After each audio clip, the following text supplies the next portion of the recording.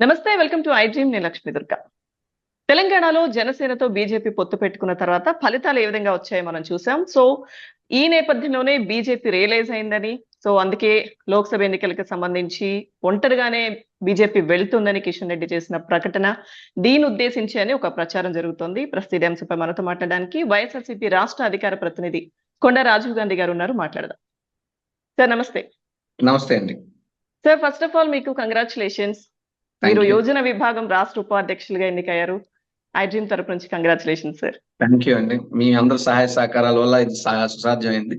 నాకు ఈ అవకాశం కల్పించిన ముఖ్యమంత్రి జగన్మోహన్ రెడ్డి గారికి, పెద్దలు విజయసాయి రెడ్డి గారు, వైవి సుబ్బారెడ్డి గారితో పాటు మా ప్రాంత ఎమ్మెల్యేలు, మంత్రులు, ఎంపీలు, ఎమ్మెల్సీలు అందరికీ నా హృదయపూర్వకమైన ధన్యవాదాలు తెలియజేస్తూ, జగన్మోహన్ రెడ్డి గారు ఏదైతే అపారమైన నమ్మకంతో ఇంత గురుతరమైన బాధ్యత నాకు అప్పచెప్పారో, శక్తి వంచన లేకుండా కష్టపడతాం. రాష్ట్ర వ్యాప్తంగా కూడా యువతను మొత్తం సమాయత్తం చేసి రాబోయే ఎన్నికలకు సన్నద్ధం చేసి మరోసారి జగన్మోహన్ రెడ్డి గారు ముఖ్యమంత్రి చేయడానికి శక్తి వంచన లేకుండా పనిచేస్తానండి. ఓకే. రాజు గారు, తెలంగాణలో పరిస్థితులు మనం చూసాం. జనసేనతో బీజేపీ పొత్తు పెట్టుకున్న తర్వాత రిజల్ట్స్ ఏ విధంగా వచ్చాయని చూసాం. అంటే బీజేపీ ఈ విషయంలో కొంత పునరాలోచనలో పడింది అన్న ఒక కథనాలు వస్తున్నాయి రాజీవ్ గారు. ఎందుకంటే తప్పు చేశాము కాబట్టే అటువంటి ఫలితాలు వచ్చాయి. జనసేనతో పొత్తు పెట్టుకుని ఏ మాత్రం ప్రభావం చూపని జనసేనతో పొత్తు ఎందుకు పెట్టుకున్నామని ఆలోచించుకున్నారు. కాబట్టే కిషన్ రెడ్డి గారు బయటకు వచ్చి ఈసారి ఎన్నికల కంటే లోక్సభ ఎన్నికలకు ఒంటరిగానే వెళ్తున్నాం, ఏ పొత్తు లేదు అని చెప్పడం వెనక ఉద్దేశం ఇది అని ఒక ప్రచారం జరుగుతుంది సార్. నిజమే అంటారు అది? ఒక రకంగా నిజమేనండి. ఎందుకంటే బీజేపీ పరిస్థితి పాపం తెలంగాణలో ఎలా అయిపోయిందంటే, సప్త సముద్రాలు దాటి కులికాల్లో పడిపోయాడు ఎవరో ఒక తెంగరోడు. అలా ఉంది. ఎందుకంటే కాంగ్రెస్ పార్టీ కన్నా బీజేపీ పార్టీ తెలంగాణలో కేసీఆర్ గారి ప్రభుత్వం మీద అత్యధికమైనటువంటి పోరాటాలు చేశారు. బండి సంజయ్ గారి నాయకత్వంలో బండి సంజయ్ గారు కానీ, ధర్మపురి అరవింద్ గారు కానీ, లేదా రఘునందన్ రావు గారు కానీ, లేదా ఈటెల రాజేందర్ గారు కానీ, ఇట్లాంటి మహా యోధులంతా కూడా అక్కడ బీజేపీని పట్టుకొని చాలా పై స్థాయికి, ఉన్నత స్థాయికి తీసుకెళ్తే, కేవలం జనసేనతో పొత్తు ఉండటం వల్లే బీజేపీ అధపాతాళంలోకి పడిపోయింది. ఓ 8 సీట్లు ఏదైతే ఇచ్చారో ఆ 8 సీట్లలో డిపాజిట్లు రాలేదు, ఎక్సెప్ట్ కూకట్పల్లి. పవన్ కళ్యాణ్కి ఎందుకని పొత్తు ఇస్తారు? జనరల్ గా ఆ 8 సీట్లు ఆయనకి ఇవ్వడంతో పాటు మిగతా పోటీ చేసినటువంటి అన్ని సీట్లు కూడా పవన్ కళ్యాణ్ యొక్క ప్రాబల్యమో, ఆ ఫ్యాన్ క్రేజో, లేదా సామాజిక వర్గానికి చెందినటువంటి ఓట్లో కలిసి వస్తాయి, అధికారానికి దగ్గర చేస్తాయని చెప్పి బీజేపీ అనుకుంది. కానీ అనుకుందొక్కటి అయిందొకటి లాగా పవన్ కళ్యాణ్ తో పొత్తు బీజేపీ చిత్తు అయిపోయింది. సో ఇప్పటికైనా చేతులు కాలేక ఆకులు పట్టుకున్నట్టు ఎప్పుడు తెలుసుకున్నారంటే, అసెంబ్లీ ఎన్నికల్లో పలు రాలగొట్టుకున్నారు, కనీసం లోక్సభ ఎన్నికల్లోనైనా బతికి బట్టగట్టాలని ఇటువంటి పవన్ కళ్యాణ్ తో పొత్తు మాకు వద్దు అని చెప్పి చెప్పకనే చెబుతూ ఒంటరిగానే వెళ్తామని చెప్పి కిషన్ రెడ్డి గారు చెప్పడం, కనీసం ఇప్పటికైనా కళ్ళు తెరుచుకున్నారు. తెలంగాణ అయినా ఆంధ్ర అయినా పవన్ కళ్యాణ్ మీటింగ్లకి జనాలు వస్తారు తప్ప ఓట్లు వేయడానికి రాడు. అక్కడైనా పవన్ జీరోయే, ఎక్కడైనా పవన్ జీరోయే. అంటే ఏ మాత్రం పవన్ కళ్యాణ్ అంటే ప్రభావితం చేయలేకపోయారంటారా ఓటర్లని? ఎక్కడ ప్రభావితం చేశారండి? బర్రె లెక్క ప్రభావితం చేసినంత పర్సంటేజ్ కూడా పవన్ కళ్యాణ్ ఎక్కడా ప్రభావితం చేయలే. నోటాకు పడిన నోట్లు కూడా పవన్ కళ్యాణ్ పార్టీకి ఎక్కడా పడలా. 26 సంవత్సరాల వయసు కల్లానే ఎమ్మెల్యే అయినటువంటి యశస్విని రెడ్డి కానీ, లేదంటే ఆ హనుమంతరావు గారు వాళ్ళ అబ్బాయి కానీ, ఇటువంటి వాళ్ళందరూ కూడా, అంటే రోహిత్ అబ్బాయి పేరు, ఎమ్మెల్యే అయ్యాడు. సో యంగ్స్టర్స్ ఎమ్మెల్యేలు అయిపోతున్నారు కానీ 42 ఏళ్ళు వచ్చిన లోకేష్, 52 ఏళ్ళు వచ్చిన పవన్ కళ్యాణ్ ఎమ్మెల్యేలు అవ్వలేకపోతున్నారు. సో వాళ్ళు ఆ స్టామినా లేదు. వాళ్ళ సొంతంగా వాళ్ళే ఎమ్మెల్యేని అవ్వలేని వాళ్ళు ఇంకో 10 మంది ఎమ్మెల్యేలు ఏం గెలిపిస్తారు? ఊరికే రాజకీయంగా పబ్బం కట్టుకోవడానికి, రాజకీయంగా ఓ పార్టీని ఇంకో పార్టీకి అద్దెకి తిప్పుకోవడానికి మాత్రమే జనసేన పార్టీ పుట్టింది. అద్దెకి మొదటి నుంచి కూడా పాపం అద్దె ఓనరు చంద్రబాబు నాయుడే జనసేన మెయింటైన్ చేస్తున్నాడు. అయితే ఎలాగూ తెలంగాణలో బీజేపీ గెలవదు కాబట్టి పవన్ ఏమైనా ప్రభావితం చేస్తారా అన్న ఉద్దేశంతోనే అందుకే బీజేపీ ఒంటరిగా రాలేకే పొత్తు పెట్టుకుందన్న ఒక ప్రచారం ప్రజల్లోకి బాగా వెళ్ళింది. బీజేపీ ఈ స్థానాలకు పరిమితం కావడానికి అది కూడా ఒక కారణం అన్న ఒక వాదన వినిపిస్తుంది సార్.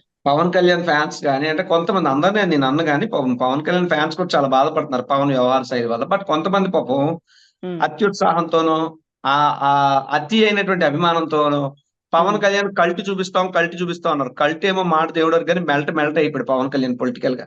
సో బీజేపీ పార్టీ ఏమిటంటే, కొంత కాపు సామాజిక వర్గం, తెలంగాణలో ఉండేటటువంటి కాపు, మున్నూరు కాపు సామాజిక వర్గం ఓట్లు తమకు ప్లస్ అవుతాయి అన్నటువంటి ఉద్దేశంతోనే లేదా సినిమా అభిమానులు ప్రెస్ అవుతారనే ఉద్దేశంతోనే పవన్ కళ్యాణ్కి 8 సీట్లు ఇచ్చింది తప్పితే ఇంకొక పెద్ద క్వాలిఫికేషన్ ఏం లేదు.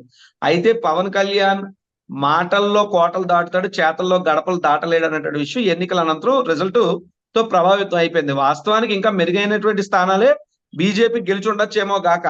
అంటే కనీసం ఒక 20 అన్నా దాటి ఉండొచ్చు బీజేపీకి, 25-30. కానీ పవన్ తో పొత్తు పెట్టుకోవడం వల్ల బీజేపీ పరిస్థితి మరీ అధ్వానంగా తయారైపోయింది. భవిష్యత్తులో అది ఉండకూడదనే బీజేపీ వారు ముందే కళ్ళు తెరుచుకున్నారు. ఇక్కడ ఎలాగ దెబ్బతిన్నాం, రేపు లోక్సభ ప్రధానంగా మోదీ గారు అవ్వాలనుకుంటే వాళ్ళ పార్టీకి ఎక్కువ మంది పార్లమెంట్ సభ్యులు కావాలి అనుకుంటే ఇలాంటి పవన్ కళ్యాణ్ తో పెట్టుకుంటే బతుకు చంద్రబాబు అయిపోద్ది రాజకీయంగా అని గ్రహించి ముందే ప్రకటించేశారు. అంటారు చూసారు, ఒక కోయిల తొందరపడి ముందే కూసిందని.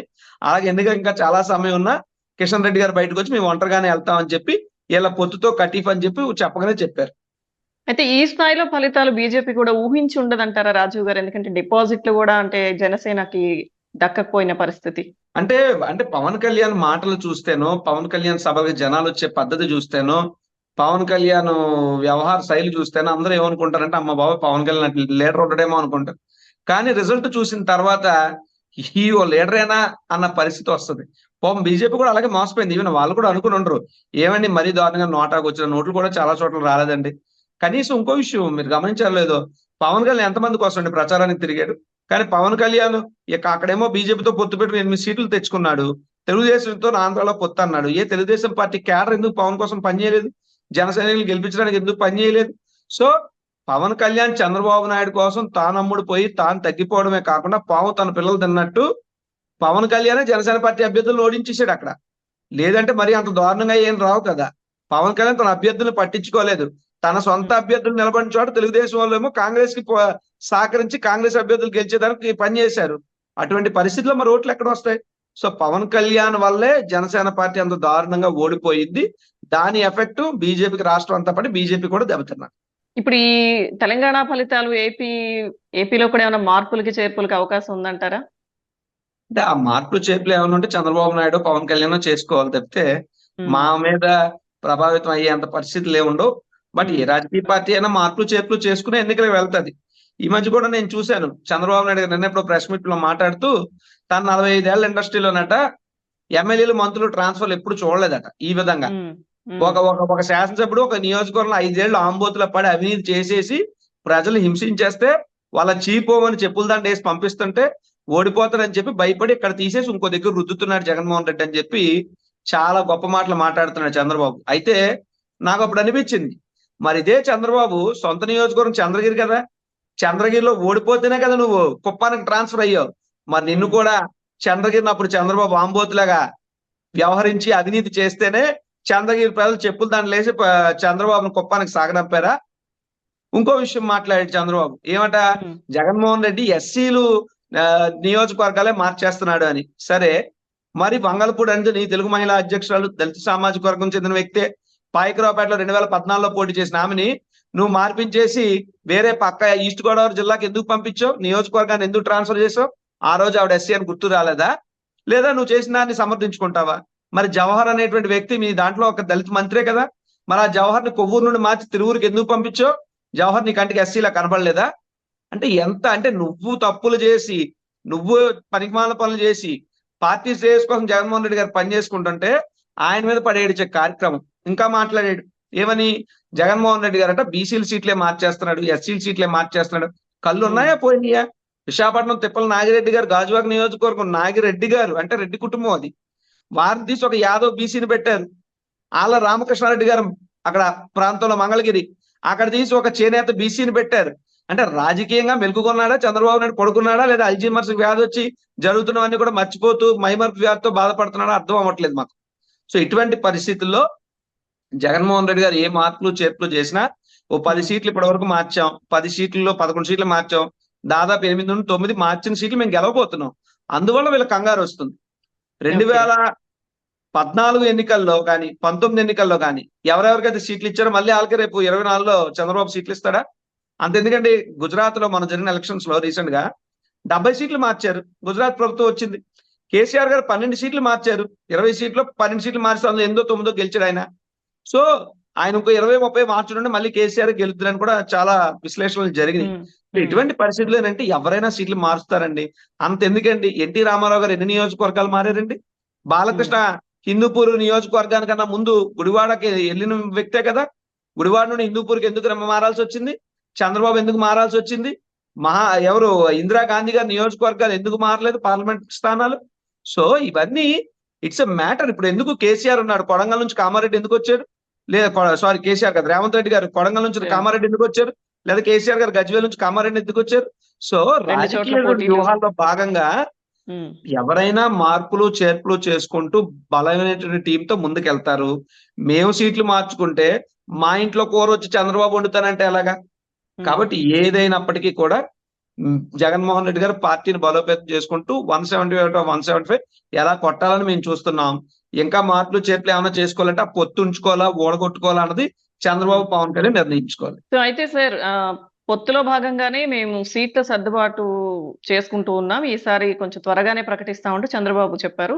ఇంకొకటి రాజీవ్ గారు, పవన్ కళ్యాణ్ నిన్న మాట్లాడుతూ కూడా టీడీపీకి వ్యతిరేకంగా ఎవరైతే మాట్లాడతారో, పొత్తుని వ్యతిరేకించే వాళ్ళకి సీట్లు ఇచ్చే ప్రసక్తే లేదు అంటూ ఆయన వ్యాఖ్యానించడం. గతంలో కూడా మనం మాట్లాడాం, వైసీపీ కోవట్లుగా మేము పరిగణిస్తాం అటువంటి వాళ్ళని, పొత్తుని వ్యతిరేకించిన వాళ్ళని అని. సో ఇప్పుడు పొత్తులో భాగంగా అభ్యర్థులు త్వరగానే ప్రకటిస్తామని చెప్పడం, సీట్లు సర్దుబాటు చేసుకుంటాను బాబు గారు చెప్తున్నారు. ఇటేమో పవన్ ఏమో పొత్తును వ్యతిరేకించే వాళ్ళకి సీట్లు దక్కవు అని చెప్తున్నారు. సీట్లు దక్కుతాయా లేదా అని పక్కన పెడితే కార్యకర్తగా కూడా ఉండనివ్వను, మీరంతా అమ్ముడు పోయినట్టు నేను లెక్కేసుకుంటానని మాట్లాడండి. Pawan Kalyan is totally sold out. Pawan Kalyan Chandrababu నాయుడుకి అమ్ముడు పోయాడు, ఆయన పార్టీని అమ్మేశాడు. కాబట్టి ఆ పార్టీలో ఎవరికి టికెట్లు ఇవ్వాలనేటువంటిది టిక్కు పెట్టేది చంద్రబాబు నాయుడే. 2019 ఎన్నికల్లో అదే జరిగిందని చెప్పి పిఠాపురంలో గాని, జగ్గంపేటలో గాని అనేక చోట్ల తెలుగుదేశం పార్టీ నాయకులు చెప్పారు, నేను సీట్ ఇస్తేనే నీకు వచ్చిందయ్యా అంటూ మొన్న జనసేన టీడీపీ పొత్తు మీటింగ్ లో పెట్టుకుంటే స్థానికంగా వాళ్ళు చెప్పారు. సో ఇప్పుడైనా జరిగేది అంతే. కాకపోతే సీటు ఇవ్వలేనటువంటి పరిస్థితుల్లో ఏదో ఒకటి చెప్పాలి కారణం.